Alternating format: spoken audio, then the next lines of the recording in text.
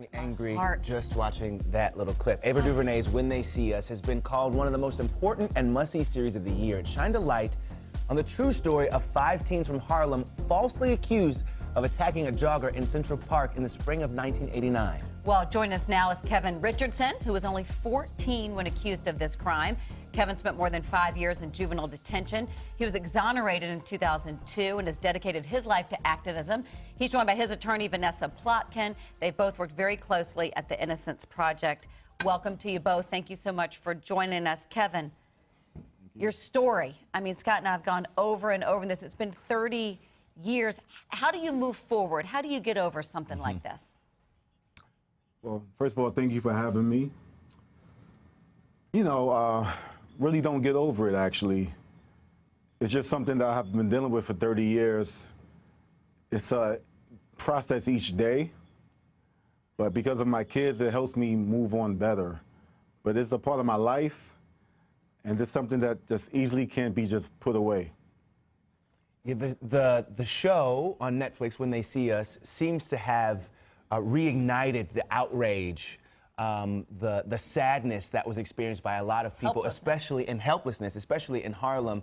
When you see people reaching out to you now in regard to your story, how does that feel? How does that make you feel? Well, the support has been very gratifying. You know, if anybody that remembers in the 80s in New York City, well, all over the world for that matter, the reception wasn't that great. Like, we always had people that it was in our corner, but now to have the love and support from people all over the world, you know, when people seen the series, it was over 190 countries. So just to see, to get that love, when I'm walking down the street or when I'm just with my family, people literally stop by and give me a hug, want an autograph. It still feels surreal, because outside of this, my life is just I'm just an average, ordinary guy from New York City that's raising his family, but the support is huge. Like, I can't even imagine how big it is. I want to hug that little 14-year-old boy. That's what I think back, Kevin. Kevin, you gave a false confession. Vanessa, how common are these? Well, since 1989, the year that Kevin was wrongfully arrested, 2,471 people have been proven innocent. Wow. And 365 of those cases were people proven innocent by DNA testing. You know, people who served decades in prison for crimes they didn't commit. And in 28% of the DNA exoneration cases, innocent people have falsely confessed to crimes that they didn't commit. False confessions occur. But how does that happen? How do you admit to something you absolutely did not do? Well, because as soon as the interrogation begins, the goal of the interrogation is not, you know, for police to get more information about the crime. It's not an interview. The goal is to get you to confess. In this country, police can lie, right? They can lie about evidence. They can say, we have fingerprints, we have DNA. If you're innocent, because interrogations are so stressful, this leads innocent people to falsely confess, because they think if I just tell them what they want to hear, the interrogation will end, the investigation will continue. When they do DNA testing, you know, when they examine the prints, they'll see it's not me and I'll be cleared. But of course, that doesn't happen. Police can also lie about consequences. You know, we saw this. This was what was so, you know, outrageous and almost just equated with child abuse in When They See Us, is that, you know, they can elude, just tell us, you need to tell us now. You know, you want to go home, don't you? So they make people believe if you cooperate with the police, if you give them what they want to hear, you will be able to go home. So we need to change in this country how we conduct interrogations. You know, we need to change the culture of policing. We need to change, you know, how criminal investigations and prosecutions are conducted. Yeah. Kevin, tell us about the Innocence Project and all the good work that you're doing.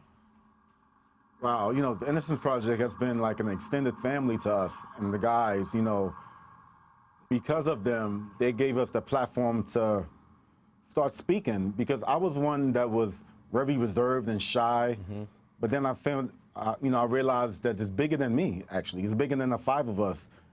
We're representing a community of people of color that has been done wrongfully. So working with the Innocence Project, it gave us that light to shine light on everyone else. So now, like, I'm ecstatic to carry that torch and use my platform to raise awareness to the world.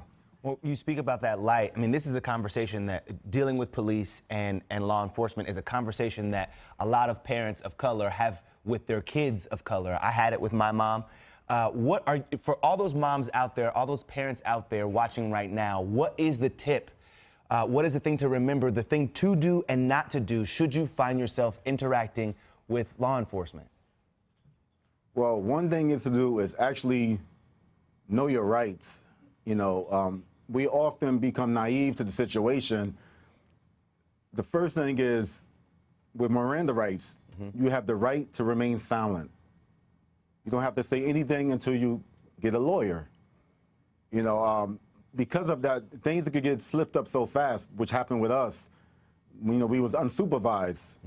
So the first thing is to get a lawyer and stay silent and, you know, speak to your parents and wait for help to come. And, you know, and then you proceed on from there. But you really have to just stay focused and just stay silent. Do you parent different, Kevin? Excuse me? Do you parent different with your kids now, considering what happened to you?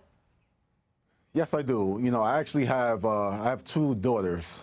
One is 11 years old and one is a little 18-month, my little twin. Yeah, you know, my 11-year-old, she grew up very sheltered because I was very scared of what will happen to her. And growing up in this day and age, it's kind of scary. But I find myself being really strong on her, even though she's my little sweet girl. But I have to be like that because I was a little sweet guy. Yeah. And what happened to me. So we really have to, my wife and I really have to force that knowledge on her. And I could be a little hard sometimes, but it's called tough parenting. Yeah. I like it. Kevin, thank you so much. Vanessa, thank you so much. We are going to be watching to see if When They See Us will snag an Emmy nomination. It has to. Right? If you love that video, you're going to love everything on the Access YouTube channel. So hit the subscribe button. You can thank me later. Hit it. Now.